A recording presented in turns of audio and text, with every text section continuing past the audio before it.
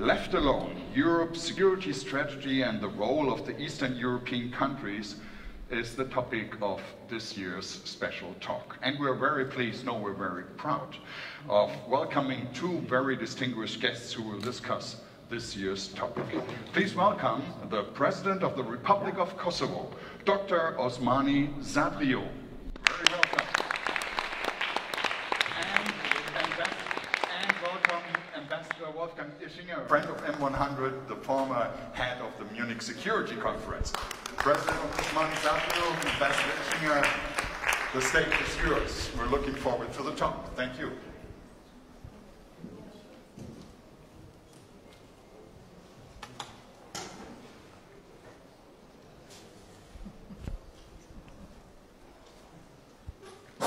So welcome, everybody. Welcome, Madam President.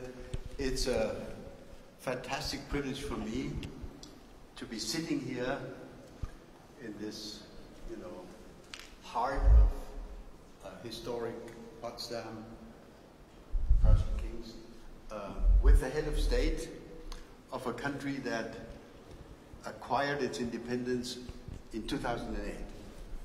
And I'm really so excited to be sitting here with you, Madam President, because a significant part of my career as a diplomat had to do with events in the Western Balkans, including with your country. And I would like to simply start by reminding all of us that as we focus at this moment at the terrible war that's going on, war of aggression that's going on in eastern Ukraine, the number of victims, the numbers of people killed in conflict in the Balkans, first in the conflict around Bosnia and Herzegovina, but then also in the conflict in 98, 99 in Kosovo, between Kosovo and Serbia, the number of victims far exceeds, the dimension of the bloodshed far exceeds that what we have seen so far in Ukraine. Just to put things in the right perspective. Southeastern Europe suffered dreadful things in the 1990s and beyond. So let me start, if I may, Madam President, let me start our discussion.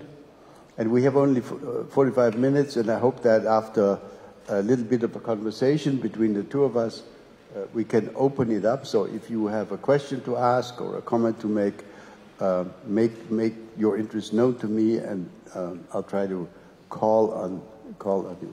So my first question would be, tell this audience, if you could, a little bit where you think your country is now, in this decade and a half after achieving independence, and where you want it to be,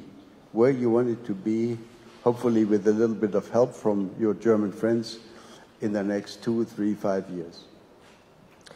Thank you, Ambassador, and thank you all for having me here today in this important discussion. It is a great pleasure to represent the people of Kosovo, the youngest nation in Europe, the country of youth.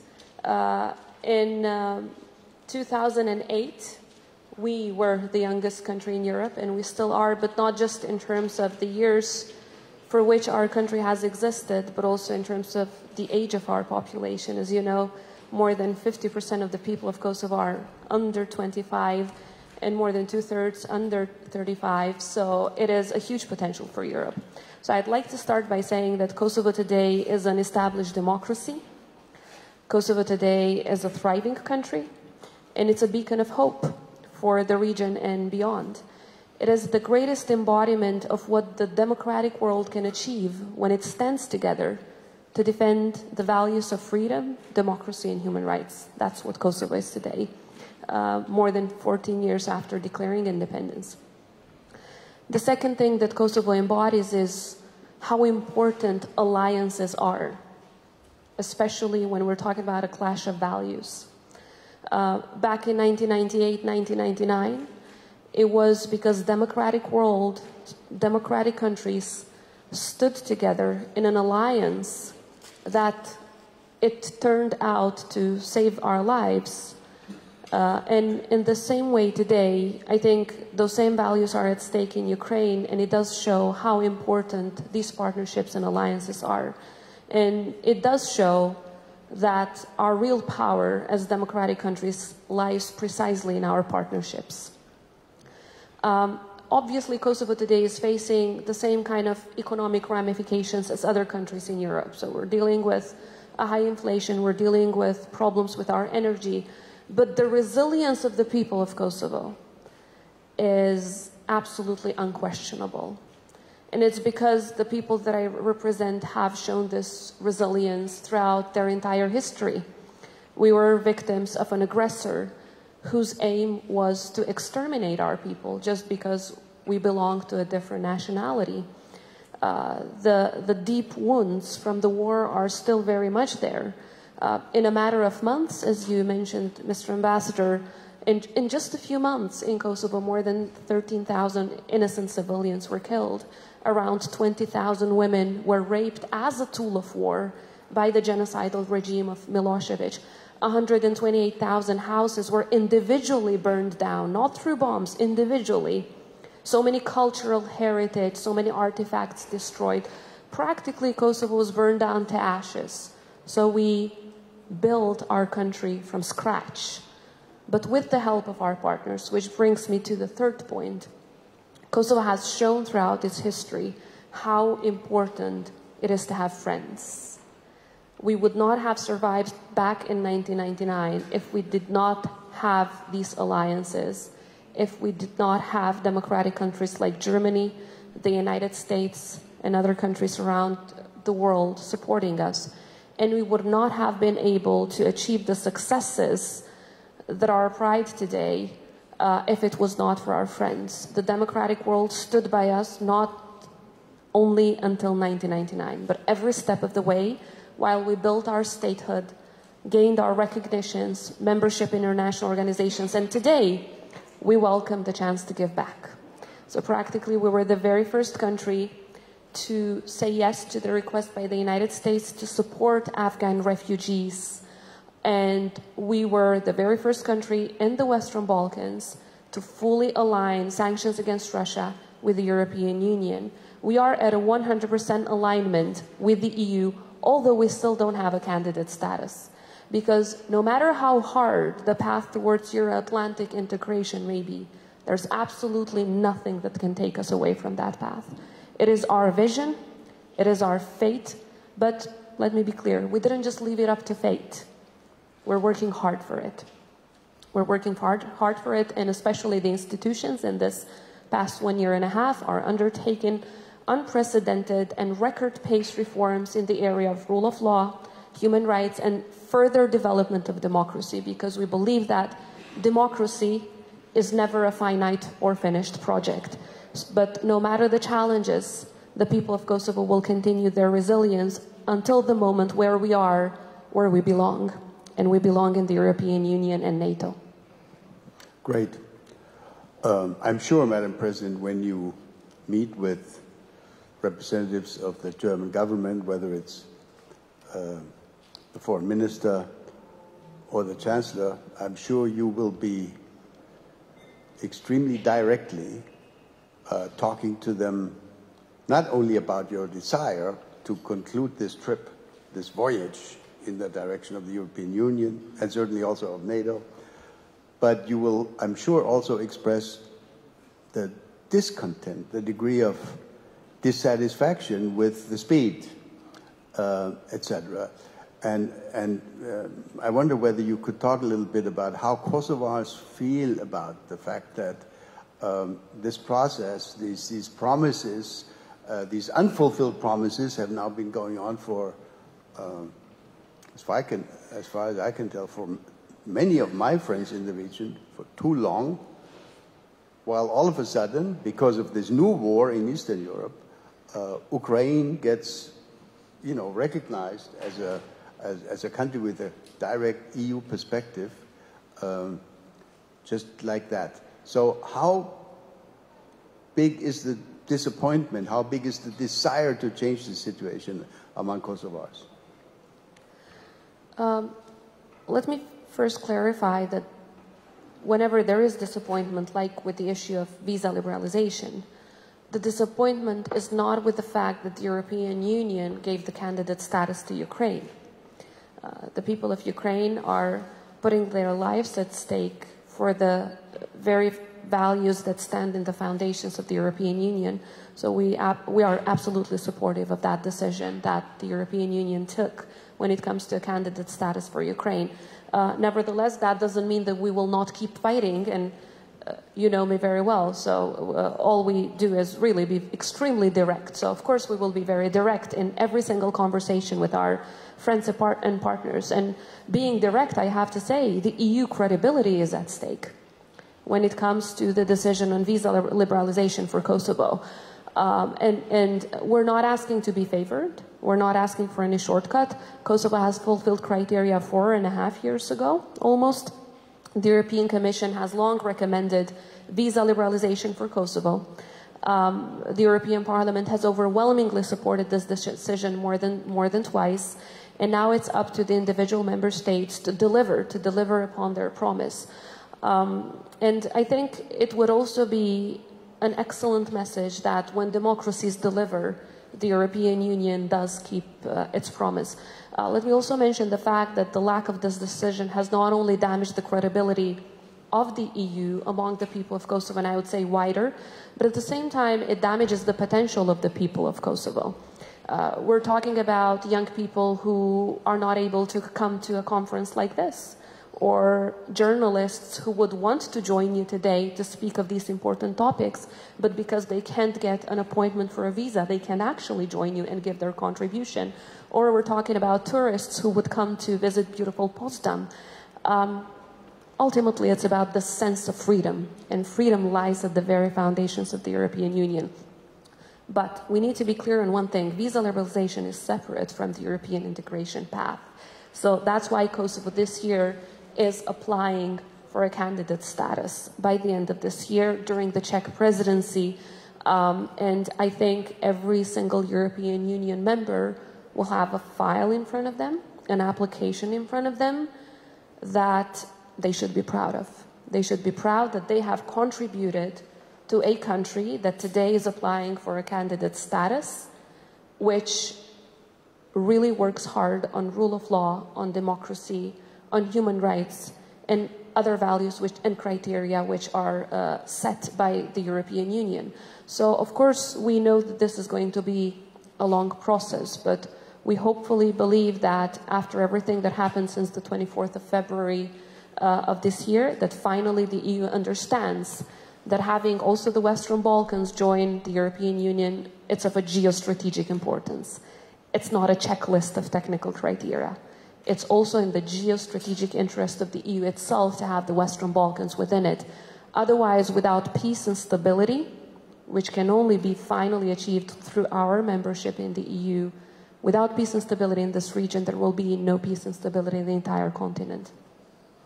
I couldn't agree more with that statement. In fact, Madam President, I would take it in the German context, I would take it even a step further.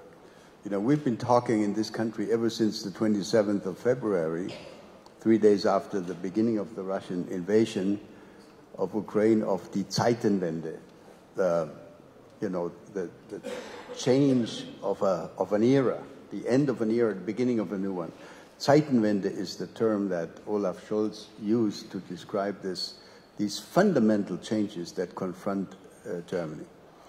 And my thought is, this requires not only a new policy vis-à-vis Russia, and of course a very forthcoming policy vis-à-vis the country that's been attacked, Ukraine. We're not going to talk here about weapons deliveries to Ukraine, but this is an issue that's of course all over our news, like everybody else's news at the moment. But I think that Germans should understand, Europeans should understand, that this Zeitenwende phenomenon, this Zeitenwende challenge, is not going to be completely understood if we leave Southeastern Europe out of it. So my thesis would be completing and accelerating the European approach and accession process for countries who are now still in the waiting room of the EU, including your own.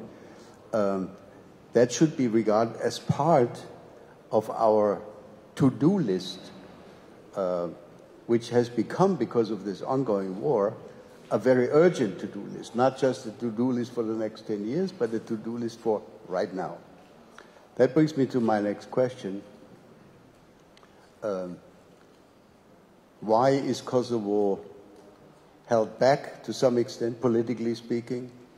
You have a neighbor by the name of Serbia, who of course still believes that they can, for whatever ideological or domestic reasons, cannot accept the fact that Kosovo exists as an independent nation. Can you talk to the audience a little bit about the state of play, of the dialogue, but also of the difficulties? I think everybody in this room saw the news only a few weeks ago about the conflict regarding certain ID matters, etc., and how that was resolved. But this is, of course, not the end of the problems. So talk to us a little bit about President Vučić and how you and your government talk to them, and to what extent the EU can be helpful in this. Thank you for bringing that up, and bringing that up immediately after talking about Russia and Ukraine. And perhaps I should take that in the same order. So Russia is a country that believes that they should have a say on how sovereign, how independent others should be, and how others should exercise these powers when deciding about international organizations or so. And practically looks at other countries in that region as temporary states. The same with Serbia, absolutely the same. They look at not only Kosovo, but also they look at Montenegro, they look at Bosnia with that exact same eye. So practically they believe that they should decide on our fate after committing genocide against our people. That's absolutely unacceptable. And it should be absolutely unacceptable for everyone, especially since Serbia has never apologized, never showed any repent, did not put the perpetrators before justice. And there are still countless massive graves around Serbia with missing persons from Kosovo, from Bosnia and Herzegovina, from Croatia. So I think context truly matters, because sometimes we get stuck in what nowadays we're calling the both-sidism. So calls for both sides to de-escalate, calls for both sides not to fight, calls for both sides to do this or that. What happens in North Kosovo is not just some quarrel between two countries. What happens in North Kosovo should be seen in the context, in a geopolitical context of Russia's absolute influence over Serbia. It is unfortunate for all of us in the region that our neighbor has turned into a Russian proxy and is carrying out Russian intentions to destabilize the Western Balkans, because by destabilizing the Western Balkans, they fight the values-based systems that the European Union and NATO are. So by fighting us, they're actually fighting all of you. It's not just two countries fighting over ID cards. It's Serbia exercising every single melody that Putin is playing. Vučić is dancing to Putin's tune. That's what's happening. He's playing by Putin's playbook. And it's unfortunate for all of us, because it's holding the entire region back through these kind of tensions. Now, of course, despite of the fact that Serbia has never apologized and never delivered justice for the victims that it caused during the Milosevic regime, never distanced themselves even today, as you know, from the Milosevic crimes, because the president of Serbia used to serve as the minister of propaganda for Milosevic. So no surprise there. Despite of all this, Kosovo has extended the hand of cooperation, and we sat down and we've been doing this dialogue for about 12 years now. So after Kosovo declared independence and the International Court of Justice said that that independence was in line with international law, it was time to sit down with Serbia and discuss not the status of Kosovo. That has been resolved once and forever. It's an irreversible reality, but to discuss the status of our bilateral relations as two independent countries, to discuss issues like diplomas, IDs, recognition of documents, and so on and so forth.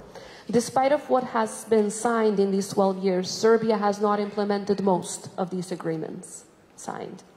So what we're trying to do right now, as you asked about the state of the play, but I just can't help talk about the context, is that we're trying to make Serbia implement what it signs. For example, on energy, on ID cards, on license plates, because Serbia itself has agreed to recognize each other's documents and signs and symbols. But once we try to implement it, what they do is, guess what? Again, bring tanks in front of the border. Have the Russian ambassador to Serbia come to give blessings to these tanks so that they can attack Kosovo. And recently also a documentary on Russian state TV encouraging Serbia to what they call reclaim Kosovo through war for an issue of registration plates of cars. So I think the international community should help us out defend not just our country, not just what we have achieved, not just our borders, our territorial integrity, but defend what we've built together, because they are after that. Tell me if I'm wrong. What I believe you're trying to tell us here is that the policy conducted for quite some time, but including right now, by President Vučić and his government in Belgrade is a kind of a policy of appeasement, or let me turn it the other way around. We, the EU, are vulnerable to the accusation that our policy is a policy of appeasement because Belgrade has not, for example, joined even one or two or three of the sanctions decisions that we've adopted regarding Russia, et cetera, et cetera. So we are too soft on Serbia? Is that what you're saying? Yes. Okay. Yes, that's what I'm saying, and I think it's extremely dangerous, not just because of us, but because so much more is at stake.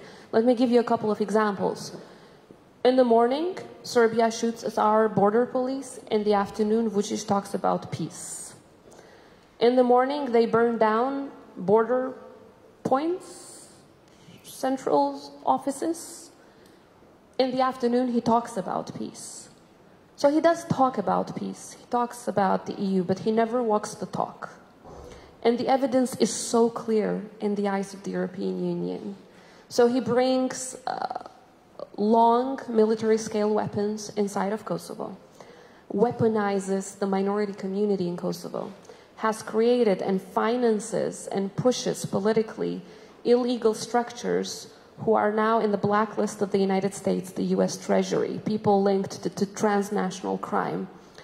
And despite of all this happening, still the EU believes that Vučić is in the EU path. He has not adopted sanctions against Russia.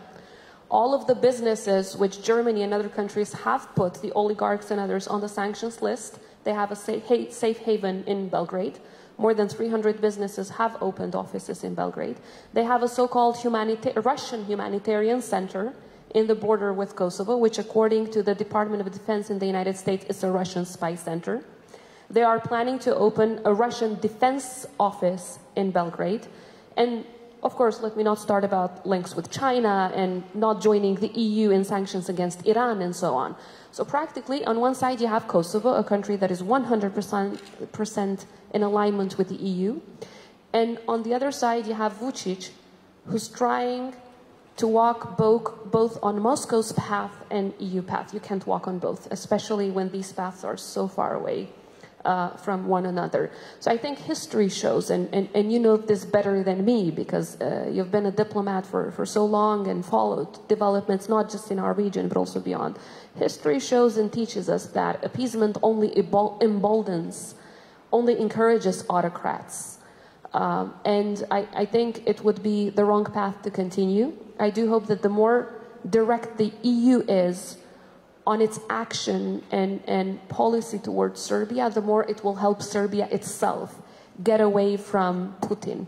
But if, you know, they continue to appease him, I honestly just see Serbia getting closer to Russia rather than the EU, which in turn then it's hurting all of us. It's hurting the entire region, knowing Russia's intentions to create tensions, to create wars, and then in turn, of course, create destabilization in the entire European continent. So if, in fact, through this policy, the EU, in fact, it's hurting the entire continent, not just our region. And I really do hope that they will understand this sooner rather than later. And let me be clear, I'm not talking about all EU countries here. There are countries that are very much aware and have different policies, and there are countries that have already called for suspension of accession talks with Serbia because they have not joined sanctions. But I'm talking about the EU in its entirety, and mostly EU institutions, and the both-sidism virus that sometimes it's not helping the situation. You are so sophisticated that you have not mentioned so far, but I'm going to push you a little bit to mention it, the fact that there are, since 2008, unwaveringly 5 EU members that have not decided to recognize diplomatically your country.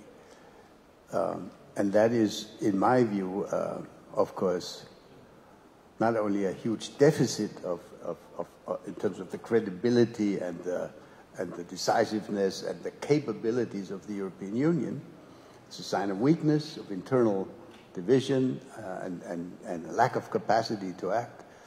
But the question I'd like to ask you is, in your view, do you think we could do more to get these 5 to come over from their side of the fence? What can be done to resolve this situation?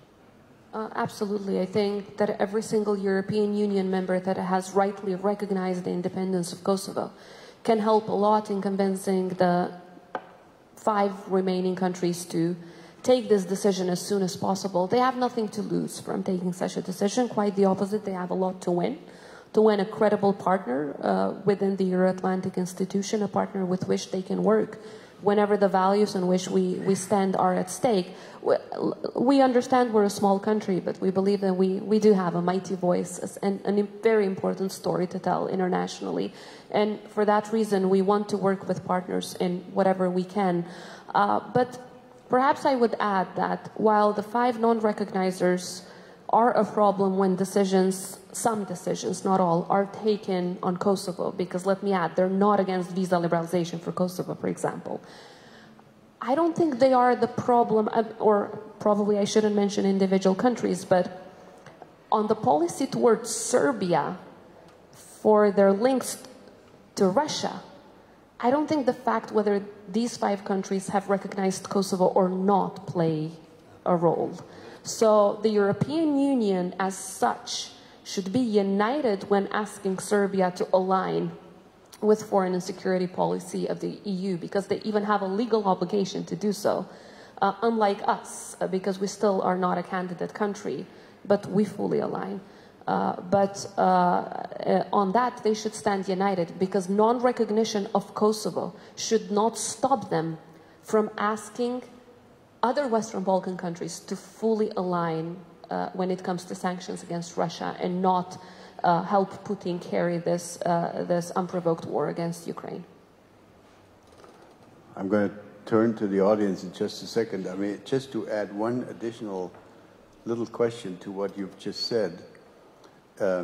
In fact, what you're telling us is that if the European Union fell apart, there is some concern that as we look at approaching elections in Italy, as we look at continuing, resistance by Viktor Orban to certain decisions proposed in Brussels, there is some degree of risk that the EU could fall apart over the Russian sanctions point. And I think it's important for us to remember that would not only be a huge problem for how we deal with the Russian war in Ukraine, it would also mean that we give, free rein to Russia's policies and Serbia's policies by proxy in your part of Europe, which means, and I'm sure everybody here understands that, which means that these issues, whether one likes it or not, are interconnected. We should not think, I can only repeat that Kosovo and your neighborhood has nothing to do with Ukraine. Through Russia, through Serbia, and various other connections, they're all interconnected, and which is why I repeat, our Zeitenwende needs to take a comprehensive approach to these issues. Now, we have maybe time for 3 or 4 questions. I see in the first row. By the way, if you want to ask a question, be kind enough to introduce yourself. Let us know who you are. This person doesn't need to introduce himself because we all know him. This is General Ben Hodges, formerly of the U.S. Army, and now working as a very prominent think tanker. General, please. Do you want my... I want you to answer the question. Ambassador, thank you. Madam President, Ben Hodges, NATO's KFOR, the Kosovo force, are you satisfied with it, or would you like to see NATO do something different, more or less, with the KFOR? We're satisfied with KFOR, but what we would like NATO to do different is to let us in. Because to be in NATO means to be safe. Kosovo has contributed to peace and stability in the region, as you rightly know, for over 2 decades since we were liberated back in 1999. And our army has been built absolutely on NATO standards, with the help of NATO, trained in NATO countries. We're already participating in peacekeeping missions alongside the U.S. Army. And I believe that it's about time that accelerating the process for membership for both Kosovo as well as Bosnia-Herzegovina would be such a huge contribution towards further enhancing stability in our region. Because when Albania, North Macedonia, and Montenegro joined NATO, that's exactly what it led to, more stability in our region. Just to give you the weird situation that sometimes we have to deal with. And, for example, we're trying to join Partnership for Peace as the first step towards joining NATO. But the invitation for us needs to be unanimous. So in NATO, there are 4 countries that have not recognized us yet. But guess who you have in the Partnership for Peace? Serbia is there, although they say they never want to join NATO. That's what they say. They call NATO an aggressor. 2 days ago, they did that. I'm not talking about quotes from 20 years ago. So they never want to join NATO, yet they are allowed to participate in Partnership for Peace. And just until a few weeks ago, Lukashenko's Belarus was allowed to participate in Partnership for Peace.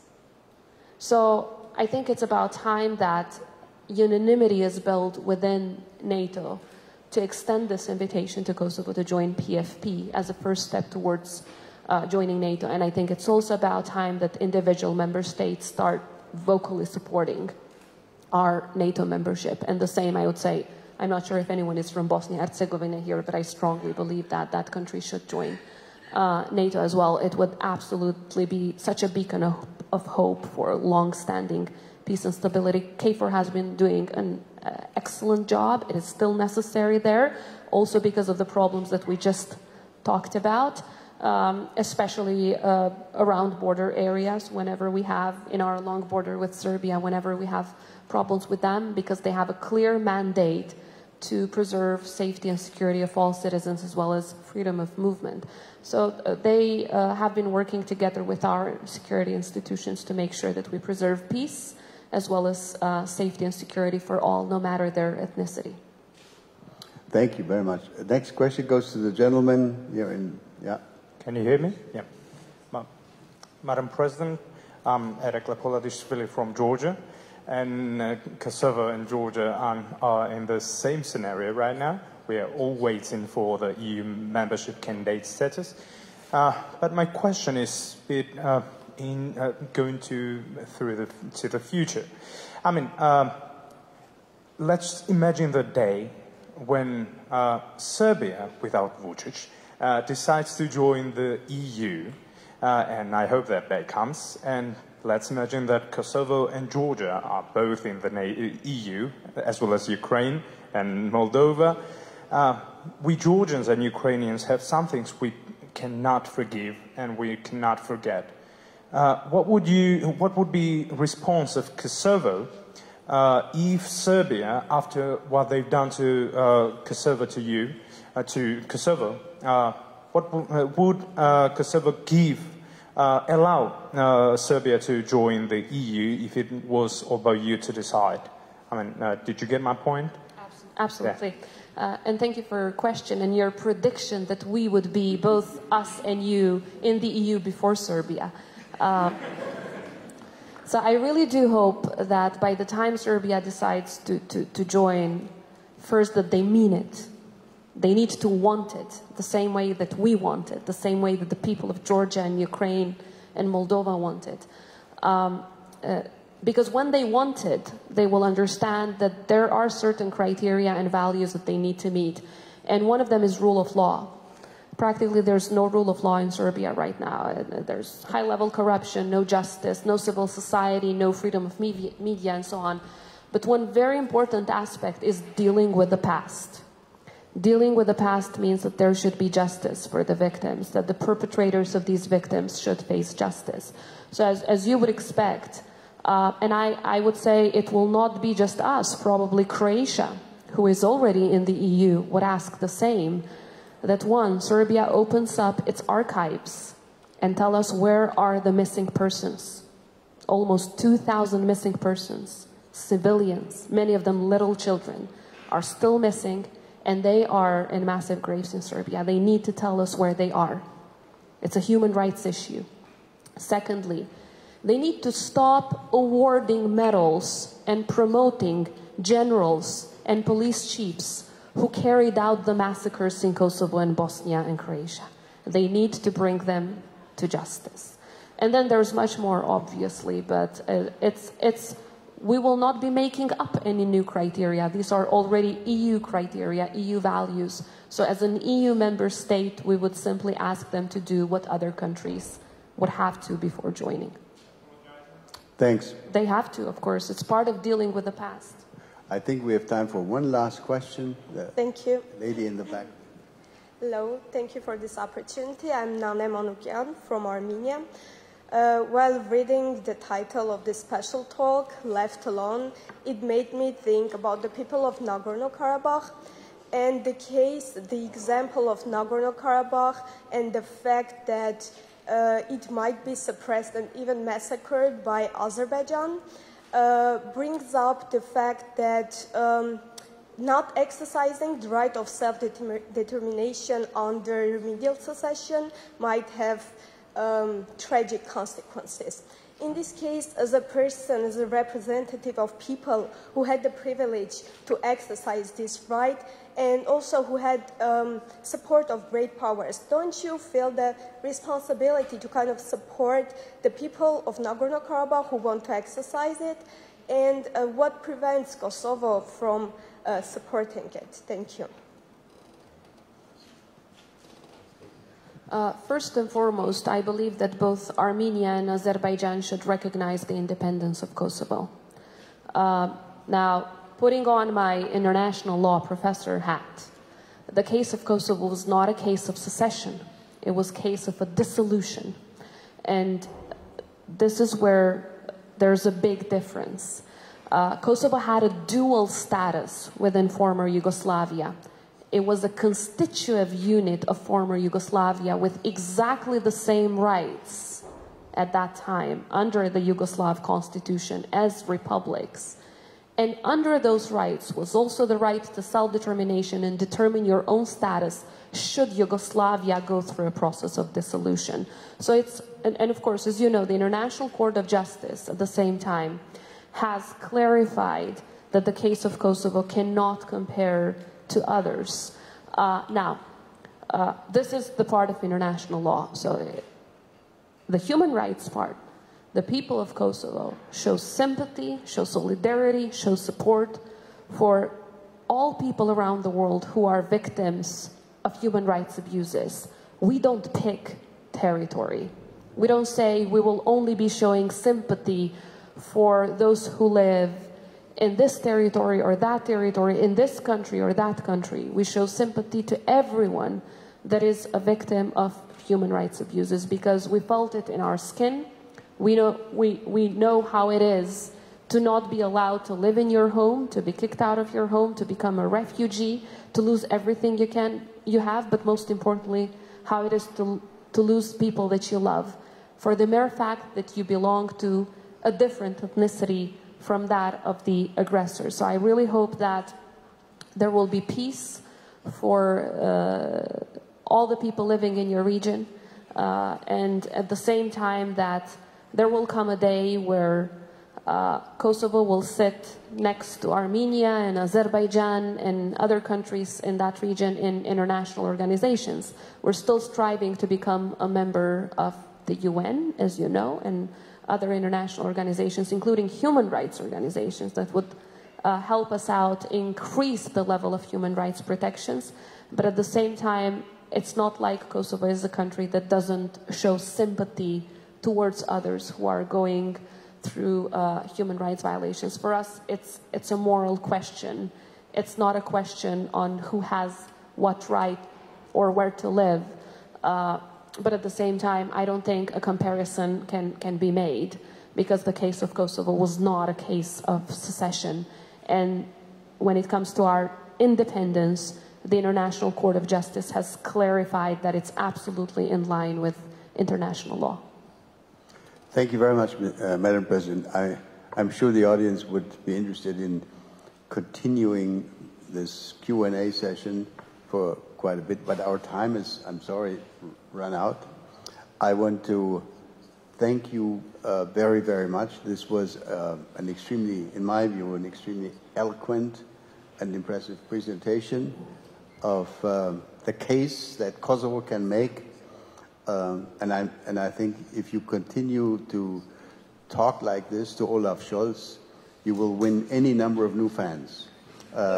Not only in the German government, but around the citizenry. So let's give a hand to the President of Kosovo.